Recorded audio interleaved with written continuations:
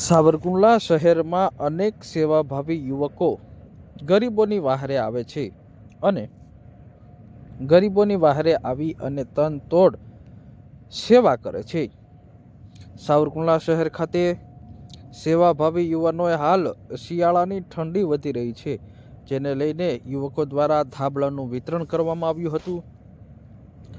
સ્થાનિક અગ્રણીઓ તેમજ આગેવાનો સોસાયટી ફોર બ્રાઇડ ફ્યુચર નામની સંસ્થાના સહયોગથી અભિયાન સેવા ટ્રસ્ટ દ્વારા સાવરકુંડલા ખાતે ગરીબ અને જરૂરિયાતમંદ લોકોને વિના મૂલ્યે બ્લેન્કેટ ધાબળાનું વિતરણ કરવામાં આવ્યું હતું.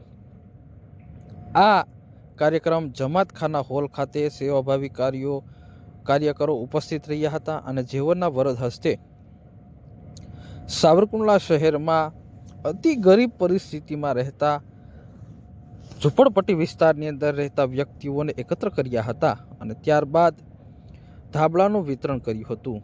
શિયાળાની મોસમને ધ્યાને લઈ સમાજના ઉજ્જવળ ભવિષ્ય માટે સમાજ સેવાના કાર્યો કરતી સોસાયટી ફોર બ્રાઇડ ફ્યુચર નામની સંસ્થાના સહયોગથી આ કાર્યક્રમ યોજાયો હતો અને જેમાં ખાસ કરીને સ્થાનિક અગ્રણી તેમજ રફીકભાઈ ચૌહાણ, અજીમભાઈ લાખાણી, વસીમભાઈ ધાનાણી, મોહસિનભાઈ ધાનાણી સહિતના સેવાભાવી આગેવાન સલીમભાઈ ધાનાણી, ઇમરાનભાઈ થારાણી સહિતના લોકોએ જા મહેનત ઉઠાવી હતી અને 400 થી 500 રૂપિયાની કિંમતના આ ગરમ ધાબળા લાવવામાં આવ્યા હતા.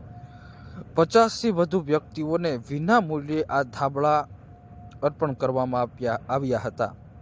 મુસ્લિમ સમાજના આ સેવાભાવી લોકો દર વર્ષની જેમ આ વર્ષે પણ આ ધાબળાનું વિતરણ કર્યું હતું.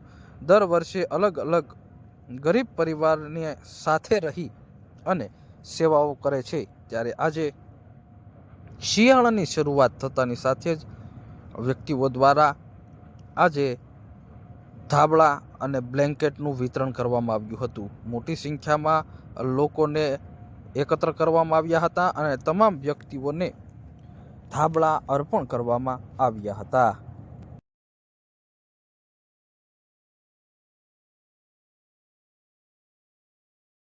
આજ રોજ સોસાયટી ફોર બ્રાઇટ ફ્યુચર જે એક નેશનલ લેવલની સંસ્થા છે, જેના અધ્યક્ષ છે એમ અનારવાલા સાહેબ, બરાબર. એ સંસ્થા અને અભિયાન સેવા ટ્રસ્ટ જે અમરેલીની અંદર ચાલે છે, જે એમ્બ્યુલન્સ અને જે બધા મેડિકલોના સાધનો અને એ બધા કામ કરે છે, એ સંસ્થા દ્વારા આજે મેમણ જમાતખાને બ્લેન્કેટ વિતરણનો કાર્યક્રમ કરવામાં આવ્યો હતો.